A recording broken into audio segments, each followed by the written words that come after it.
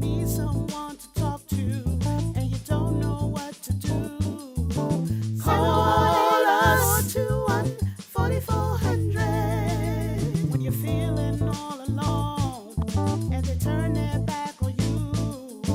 Call us 214-4400. Call us 214-4400. Call us 214-4400. Call us.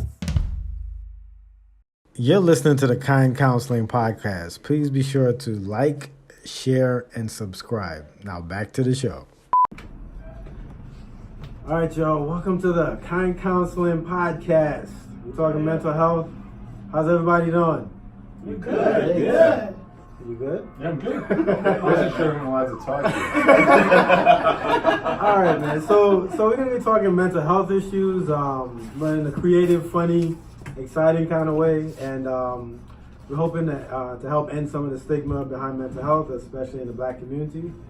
So today we got to kick off our first podcast. We have two special guests.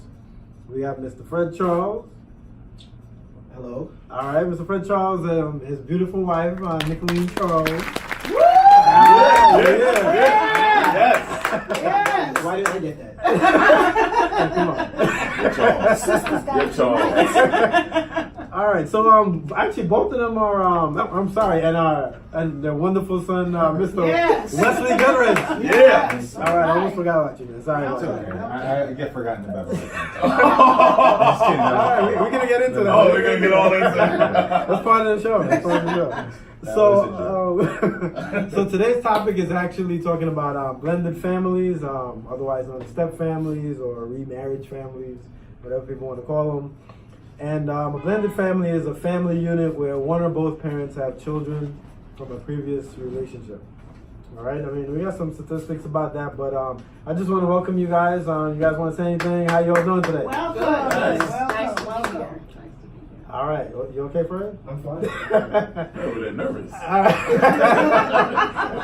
It's Easy, so shy. One thing relax. Oh, all right, so one of the statistics we have, right, is that 65% of blended families, actually I didn't know this, end in divorce.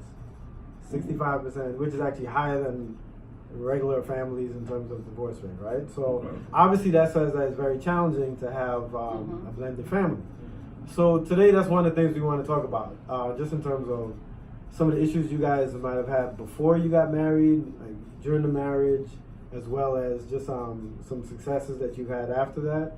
You know, so that for our listeners, so that people who might be challenged in this area, to give them some information and just give us some insight. People might be considering getting married, that kind of stuff too. So, so if we could just start off talking a little bit about that. What were some of the challenges you guys faced initially when you thought about getting married? What were some of the challenges? Some of the things you talked about. Well, first, why don't you guys tell us how you met? Yeah, Okay, good. that's good. That's good. Very good. I think I should start because my story is probably more true. So Sorry. I had been divorced several years.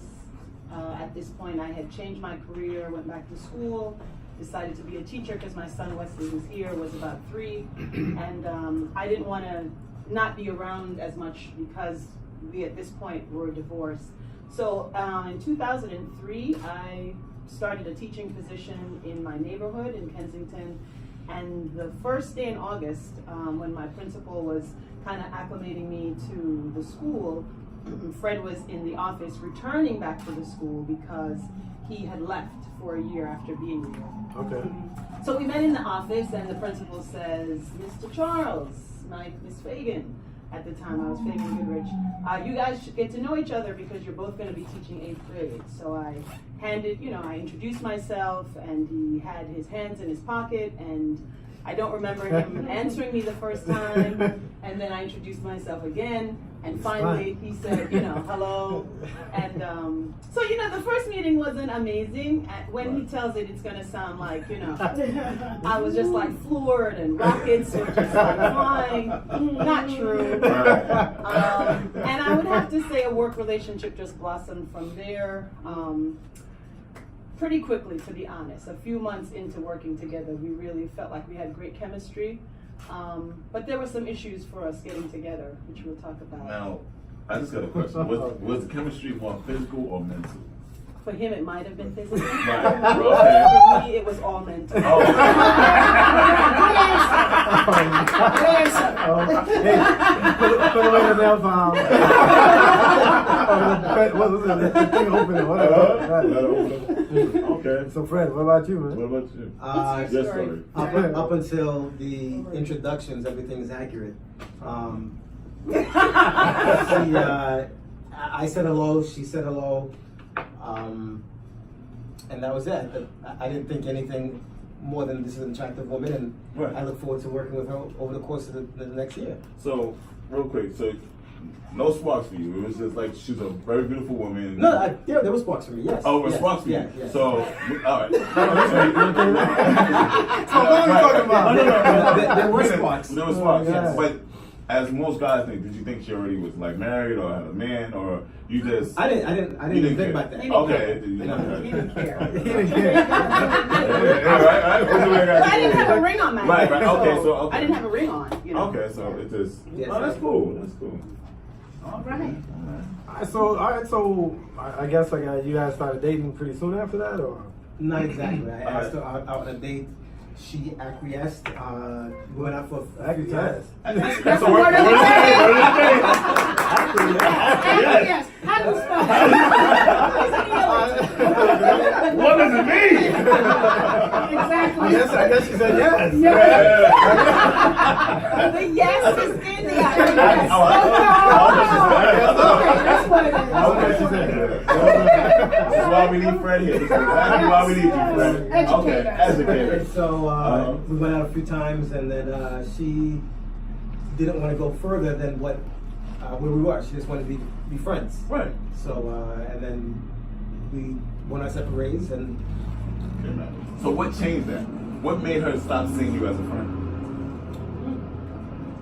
oh wow, well, I'll let her answer that. Yeah. question. What made you? I'm a Christian, and Okay. at the time, Fred was not a believer. Oh, okay. And so Uh-oh. when running wild.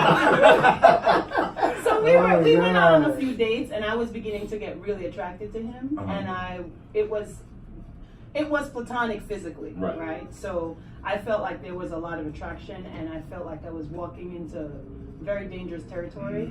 And so when he approached me about dating, I told him I couldn't, because I knew I was going to mess my life up if I started dating a guy who wasn't a Christian, and I had just come out of a marriage, and I just didn't want to go down that road. So it was really hard because we were friends first. We really were friends, and I really enjoyed his company.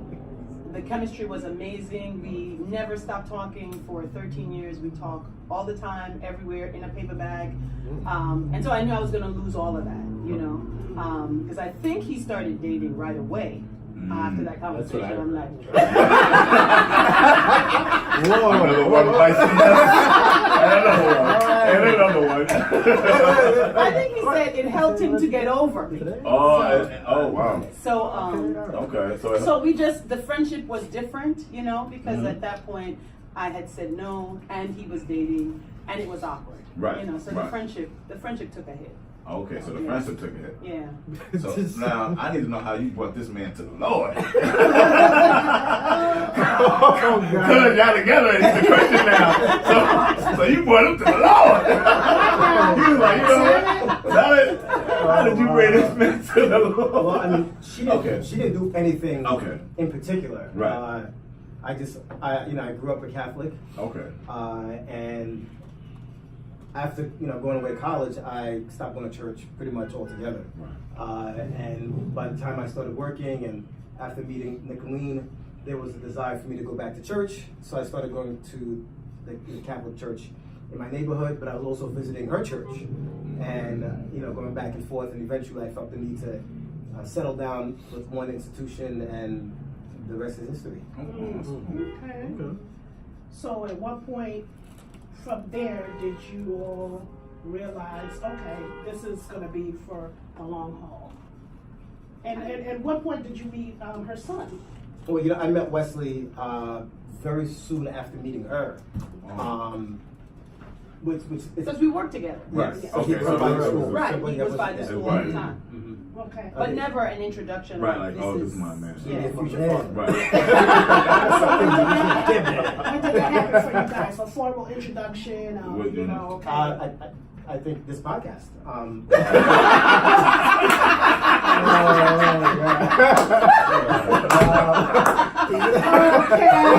I can't with Fred. I can't. So when? So for you, right? Okay. You Yeah, know, you tell us, Wes. Yeah, When what was do that you like for remember you? first meeting Fred? I He's mean, my height, Mom. I feel like Wow! Like, yes, I got a friend. I got a friend. that's good. Oh. No, I think. I mean, it sounds weird, but I didn't know like anything was going on. I just assumed this man was just coming to the house. I was like, oh, this guy's just coming to the house. I guess they're friends, whatever. But I was like 7, and all I'm interested in is like Spider-Man or whatever. So I was like, oh yeah, I guess this guy's just coming to the house. And I think I met him when I was like 5 or 6. And then I think Fred was doing this sneaky thing of like, oh, I found this Batman toy in my car. Oh, now you know what it is. Now you know what it is. For you. Now you know what it is. I don't know if that's entirely true. Fred came in one day with a box of like Batman toys. It was your birthday. It was not. I see y'all haven't resolved this yet. Yeah, box of Batman toys, and he was just like, "Oh yeah, I bought these on eBay. These are all Batman toys." And also like, and so I was like, "Oh, this is awesome, thanks, Fred." And then but I didn't realize that anything was happening until like Mom like sat me down. I was like, "Oh yeah, I'm getting married." I'm like, "To who?" And that was important. Like, Right. I had really never dated since my divorce. And I didn't want to bring anybody into Wesley's life unless I felt like this was something serious. Right. So we had done things, eaten together, but we never made it anything like da-da-dum, Right. because he's my son, Right. and very important to me. So I didn't want to bring Fred into our lives in a meaningful way, and then what if it doesn't work out? Right. I just want to ask you a question. After having a failed marriage, and now you propose to Fred, was you scared to actually take that step and actually be married again? I think I was more afraid of the idea of getting remarried until I met Right. Fred. Mm. I think, all the Preach. issues that I had to deal with prior to meeting Fred. So I think it's not just about the idea of marriage again. I think it's the idea of who you marry. Right. I think the second time around makes a difference about being more selective and learning from your mistakes in the past. So I was terrified about the idea of remarrying, but when I met Fred, I have to say the closer we got, the less afraid I was to be with him, the person. Yeah. And Fred, how did you know that she was the one for you? Like, And did her having a child having a faith. have give you any hesitation or? No, I wasn't hesitant about her having a child. Yeah. I had dated women before who had children, so I had that experience. And how did I know that she was the one? I don't know. I don't remember any one particular day, but it wasn't too long before I just knew. Like, you have a set criteria of what you're looking for in a spouse, and she pretty much hit most of them. And that was Which enough ones for me. didn't I hit? He'll tell you that later. I also want to say something about Fred, and I don't know if he meant it at the time or he was just like saying this for effect, but he always said, if your son doesn't like me, we can't do this. Wow. And he'd always say, if your son doesn't like me, we can't do this. Because the relationship with he and Fred were rocky at times because he was young. And I think Wesley didn't know how to express that he felt like Fred was moving in.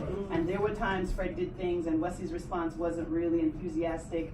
And Fred would be like, man, your kid doesn't like me. And if he doesn't like me, we can't move forward. That's real power I had. Hence the Batman toy. I remember once Fred. I remember this this was probably a year before Mom told me that she was gonna marry Fred. They had some kind of comic book thing where Captain America died or whatever, Fred was like, hey, I know this comic store that that has like comics or whatever, and I'd never been to a comic store. So I was like, oh, great. He takes me there and he goes, and this is the comic where Captain America died. And I was like, oh, that's great. And he's like, the next time we come here, I'll get you all of these comics. He was alluding. Yeah. It's like the next time we come here, I'll get you all of these comics. He was gonna be around. I'm gonna be around. That's why he said inside. But he did show a lot of interest in Wesley, for Wesley himself. Right. And he did try to connect with him on the basis of what Wesley liked. Right. And he never tried to replace his dad, which is really important That's very good. because Wesley has a very strong relationship with his father, and they connect on other things. And I never felt that Fred came in and tried to be everything. You Right. know, they share other things that he and his dad don't share. Right. Their love of theater, their love of the arts, Right. their love of comic books. So I feel like Fred came in and we together, some way, not even directly, but we had an understanding, you're not going to be Wesley's father. You're going to be an authority figure, you're going to be my husband, you're going to be his friend, but we're not going to tell him he has to call you dad. Right. You know, because you are another dad to him. We tried Uncle Daddy for a while. Daddy. It's funny that you said that because I remember the first time meeting Fred and Wesley, I did see a mom when you're talking about film and art, and I thought that was so cool. Yeah. You know, Yeah, I really thought that was cool, and I hope I can mimic that with my son. You will. I hope so. I don't want to be a Jew. But it's cool. I thought that was cool. Really cool. So all right, so you guys, you get married, you move in. Right. What are some of the I guess, I mean, obviously you get, like challenges around discipline and, how to deal with conflict and that kind of stuff. So what were some of the challenges you guys had when, you finally moved in together after you got married, and the family actually blended? What were some of the challenges that you faced? Were there any challenges? Oh, okay. Oh yeah, for sure. Yeah, Fred and I are not fighters like brawlers, Right. but we can be very silent. And so there were, I think the first couple of years was challenging in the area of discipline, right? Because I'm very protective of Wesley, and in the back of your mind, you're always wondering, and I don't think I knew this until we had our 11-year-old daughter. You're always wondering, would he do that if that was his? Would he have said that if it was his? Okay. Would he be this strict if it was his? If and in the back of my mind, because we had Elizabeth pretty quickly after we got married, so I was able to begin to compare, would he have rebuked him that quickly if it was his daughter or his son? So that was a challenge for me. Wow. And but I don't think we ever took sides in front of Wesley, because Wesley would always say, "You're going to agree with Fred anyway, right? Remember? You're going to agree with him anyway," which is great Right. that your kid is saying that. Right. But I was always stressed about, would Fred really be like this with his? I remember I'll just say one thing, then you can talk, babe. Wesley was in junior high school. This is pretty typical. And Wesley is a very talented artist, and he was also trying to graduate from middle school. And he had 2 letters at home that said he was in jeopardy of failing and not graduating. And at the same time, he's at NYU Steinhardt School, which is amazing for a middle school kid to be in this production with NYU. Anyway, Fred and I sat down, and Fred says, we got to pull him out of the production, because if not, he's going to fail middle school. And I am torn. I'm tortured. You remember? I mean, I'm tortured. We're not sleeping. We're talking. And finally, he tells Wesley, you're going to tell Wesley this. And he tells Wesley, and I think you stopped talking to him for how long? Like a day? I can't. Okay. You did. You were very upset. But I had to stand with Fred on that. And that was very challenging for us, because you're always double checking yourself. Is he doing this because he just wants to be a jerk to my kid, or because he's really trying to be a father figure to my kid? And now he's graduating from college, so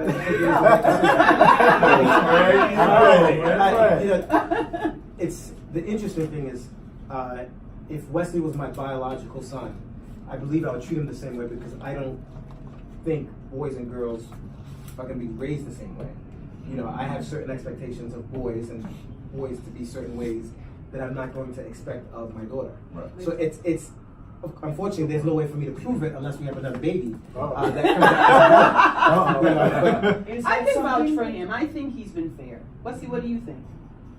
I think it was a perfect child. You are a perfect child. I didn't need discipline. I was Jesus.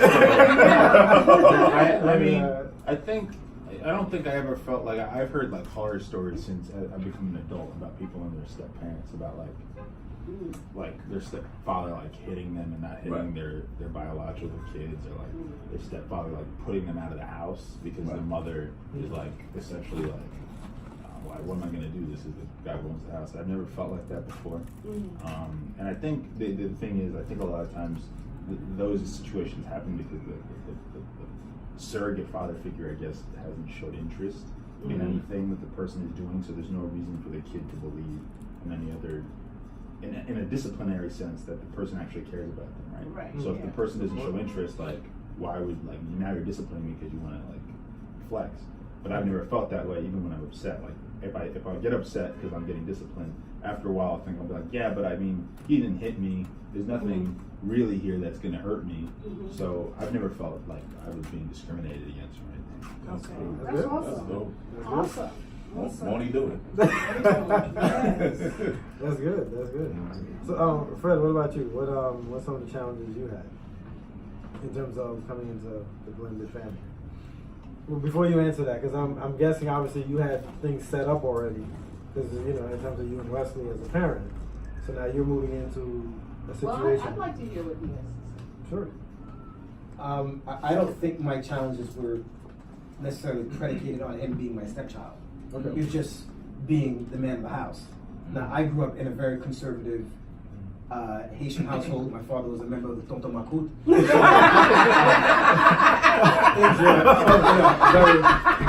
Okay, and then friend Was he a gentleman? for our English-speaking listeners, what does that mean? What does that mean? That's Haitian paramilitary. So, there's just certain expectations of behavior. Right? So, if he was my biological, it would have been the same way. But unfortunately, there's that period, particularly in the first couple of years, where I'm even questioning myself. Like, am I doing this because he's my stepson? Or would I do this if he was my biological? So it wasn't just coming from Nicholine. In my own mind, I had to check myself and say, why am I doing this? Why am I feeling this way? And time is the only thing that'll let you know where you really are mentally and emotionally in this new construct of a family. So, wait. All right, so you met Wesley at what age? He was 6. Right, you were 6. Now, throughout all the years, I remember you had a production that you did not too long ago at Fred University. When he directs and puts on these shows, how does that make you feel? Because when I went to his production, I don't know who was more prouder, Wesley or you, because you showed so much support. Yes. No, you really did. And for me, purposely, for a person that didn't have a father, and it's like, to see someone do that, I just thought that was amazing. Right. And I know I joke around with you a lot, Fred, but I have so much respect for you. And that's the only reason why that's really real talk. That's really real talk. Because You're listening to the Kind Counseling Podcast. Please be sure to like, share, and subscribe. Now back to the show. it really takes a big man to raise someone else's, not really raise, but be a father figure and a child that's not here. So that's why. True. So I just, on that question is, when you see him do all the things that he's doing, that he worked hard for, how does that make you feel? I mean, it's just a lot of pride. Right. Just like to see it unfold. Right. His first real foray into theater was with me. Right. We did a play, and I was his father. We did Raising the Sun. Right. And just circumstances, he actually played Travis because I needed somebody, because the guy who was playing it quit. Right. And then from there, Wesley really got into the theater world, and you know that theater world is not necessarily my thing because I didn't grow up that way. I wasn't trained, or I just happened to like it. But he, you know, was able to have opportunities after opportunity to act and travel and work and meet different people and, you know, win different awards. So to see these accomplishments every year or however often they happen, it's really a great sense of pride. Yeah. Well, you can definitely see the bond between you guys, and you can definitely tell that you love Wesley like your own. That's evident. That's evident. And it's also proof, I think, that a child doesn't have to biologically be yours for you to love them like your own. You know, that's commendable. So hats off. All right. Charles. So now one of the big issues that I hear in my practice is that the biological father and the stepfather having that clash, or stepmother, right, you know, just around setting rules, or don't discipline my kid, or what was that adjustment like for, in terms of just you know, you and his biological father, like what was that like? Well, for starters, we're going out tonight. Are you? Oh God! Yeah, for their anniversary. Tonight. Awesome. Oh God! This is what we do. Awesome. And this is why she loves him so much. You know, he and I never had a conversation about me disciplining his son. Okay. I think he's respected the boundaries of what happens in my house happens in my house, and if there's anything that needs to be addressed, he'd probably do it through Nicholine and not approach me, because he really has no idea what's happening in the house unless Wesley goes back and tells him something. And thank God there hasn't really been an issue, at least not to my knowledge, that's been addressed with Wesley and his dad. So yeah, that's it. It's really a matter of he's pretty much respected the boundaries. Okay. That's awesome. I think, you know, blended families, a lot of the turmoil can come from outside. So, you know, you have your whole trying to blend this right here, but then if there's drama outside, it seeps into the relationship, right? So there are two things you have to do. One, we've been very fortunate. His dad and I have known each other since we were teenagers, and we went through a rough patch, but we came out on the other end because we were both committed to raising Wesley. So that has always been the ground rule. We love Wesley, we both want to be in his life, and if there's too much drama, one of us is going to get cut. So we made that decision before Fred came into our lives. So when he came in, we were at the tail end of the drama. And so, you know, his father has always been committed to being in his life on whatever the terms that they have. But I thank God we haven't had a lot of, it hasn't been great every day. We have conflicts, we have different ways of seeing things. But we're all committed to raising Wesley. So, you know, I think his father and I have set that tone, because his father has his own family now. So the tone is, we're all committed to raising Wesley. It's not easy every day. There have been conflicts, but Fred is right. Most of the time that it kind of comes through me, or if it, you know, the other way, it goes through him. We don't really involve the two other parents in drama. You know, we kind of filter it and then we take it back. And I think there's been a respect too. I think his father has seen that Fred has had his son's best interest, and that he should be grateful for the man that's in his life. And I think his wife has had my son's best interest. And so there's a respect that at the end of the day, you really love him and you want to help raise him. Do you think that works when both parties are actually over each other? Like you and Wesley that were actually over each other when y'all moved on? Like, say if you wasn't over him or he wasn't over you, you think the drama I think there's potential for drama. And I think if the kid is really small, there's drama. You know, if Wesley was 3, maybe it wouldn't have worked. It's so fresh.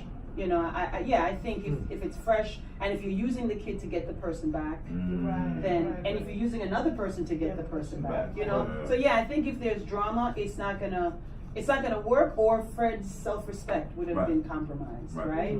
But you know, I mean, I don't want to take God out of the equation. Okay. Even the fact of him being in the play with Fred, that was a God thing. That was a way that the Lord saw to kind of put these guys together in that way. You know, like, you have this, you have this. It wasn't because we were so brilliant. You know, God has designed many opportunities for Fred and Wesley to bond that had nothing to do with me. They've been in plays in the church, they've been in ministries together that I have completely not been a part of. So I think blended families have to find points of connection between the stepdad and the children that's not his, or between the mom and his children. You have to work intentionally to find points of connection that have nothing to do with the other person. They do things that I have nothing to do with, and that's important. Ongoing, not just to get married, but ongoing for the, you know, they go to the movies, I don't go to the movies with them. They do drama, I couldn't care less, I'm not interested. But Fred intentionally finds things to connect with Wesley, and Wesley now, because he's an adult, does the same. You know, so it's an ongoing work. It's not just the work to get married. You know, it's ongoing. You know.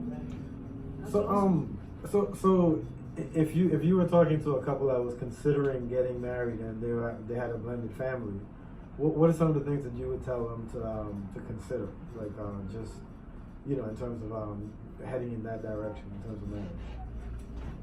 Well, I would say, don't expect premature results. It's a work in progress. Okay. It's not going to be perfect the first year. You know, don't expect a pretty picture. It can be very messy. I'm sure the conversations Wesley and I have had about his frustration in the situation. It's been 16 years now. Maybe I can't remember them because I thank God we've had more good than bad. But don't expect a pretty picture day one. It's tension. It's tense. It's uncomfortable. There's a new person in your life, and you know they're going to be part of the discipline. So I would say give it time, be patient, and be intentional about your relationship with the stepchildren. Okay. All right. Fred?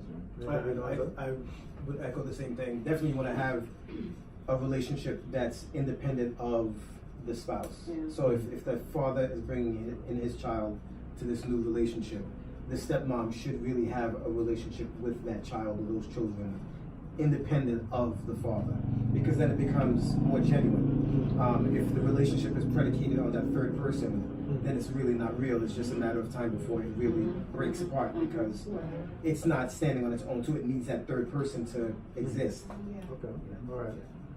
And what about you, Wesley? What would you say to the children, you know, blended family, you know, as far as? Well, I think if the person seems to genuinely care and is trying, and that'll take some time to suss out, I guess. I think if the person is trying and they're genuinely trying to do right by you, even if it's not your blood relative, I think you got to give the person a chance. You know what I mean? I think a lot of times it's tough because you don't want to. If the original parent is in your life, you're like, oh, I don't want to betray that person. If the person isn't in your life, it's like, well, the other one left me. Like, what are you even doing here? And I think in either case, and I have people in my life who have been in both cases. You've got to give the person a chance. You know what I mean? Like, if you're not giving the person a chance, then nothing is going to happen, and you're going to be upset because you're like, well, nothing happened. Well, you didn't give them a chance. You know. And I think, you know, so I think that's all you can do. And if the person turns out to be a good person, which I hope is the case, then you'll have another relationship that only makes you a better person. So for you, what's that like? I mean, it's almost like you have three parents in a sense, right? Yes, two dads. Four. There's two dads. Four, I'm sorry, four. I'm sorry, four parents. I'm sorry. Say wow. So what's that like having, I guess, twice as many parents as that? I don't know how to clean that up. Well, when none of them show up to a function, I'm like,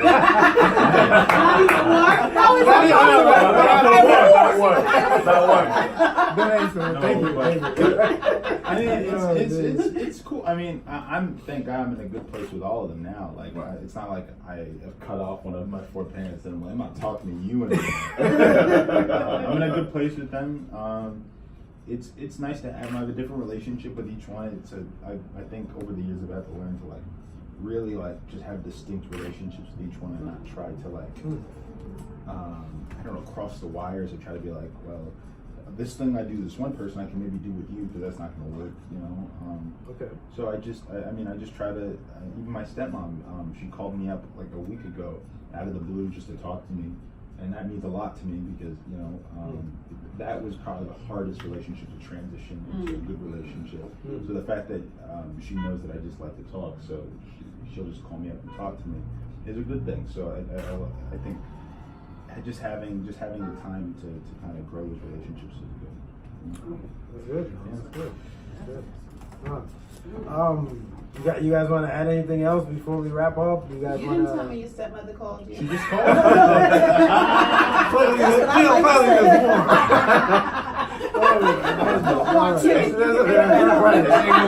That's gonna be in the second podcast. I'm happy about that because you know I think that has been the most challenging relationship. Okay. Is the one with his stepmom.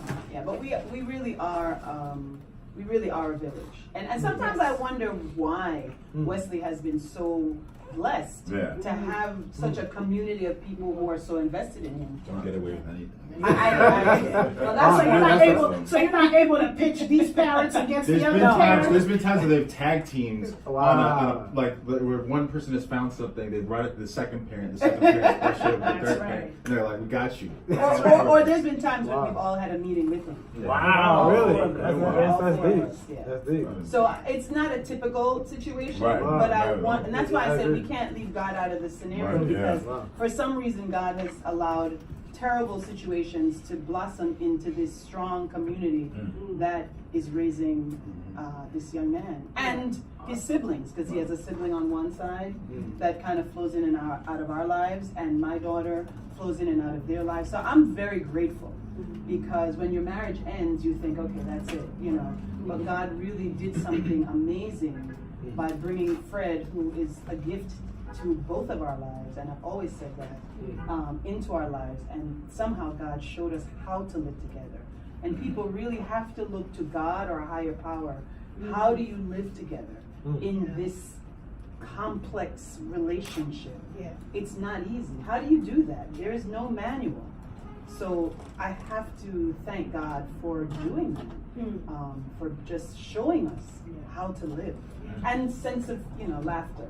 Yeah. Yes. Through a lot. Yeah, you guys have a lot of laughter going on. Laughter gets us through a lot. Definitely the exception. Wow. Okay. Hey, listen, I mean, I think you guys are definitely a great example of how blended families can work. It's part of why we asked you guys on here. Do you guys ever speak to like single parents or I guess I don't know. Yes. You do. All right. I do. Yeah. Okay. I right now I lead a single parent ministry in my church. Okay. All right. So some of your experiences here. For sure. Okay. Yeah. Well, I was a single mom for almost 10 years, so All right. my Okay. experiences from that I draw on. Okay. Yeah. All right. You want to share a little bit about that, or Being a single parent? or We can do that for the next podcast. next podcast? All right. I think that's a great topic, honestly. Yeah. Single parents, and I have women I can tap because there's a whole nother type of stress dealing with that. Yeah. All right. Just give me an idea. Thank you. Yeah. And, All right. and there's lots of women I know. Okay. All right. All right. But I would like to say being a Yeah. single parent in a marriage is tough too, right? Because you're like, what are you telling me? Why do you have so much control of my life? Like, I was in charge for so long, Right. Where's my money? Things like that. That's a big adjustment. Yeah, That's a big adjustment. Big Wow. adjustment, yeah. Wow. Yeah. So listen, we're gonna wrap up today. We just want to thank you guys for coming in. We appreciate all the knowledge, all the insight that you guys gave us. So y'all tune in next time for the next Kind Counseling podcast. Yeah. All right. All right. All right. Took a loss, I learned a lesson. I won't ever think I'm better than the next man. I've been down before to come up, I ain't stressing. Baby, I'm too busy.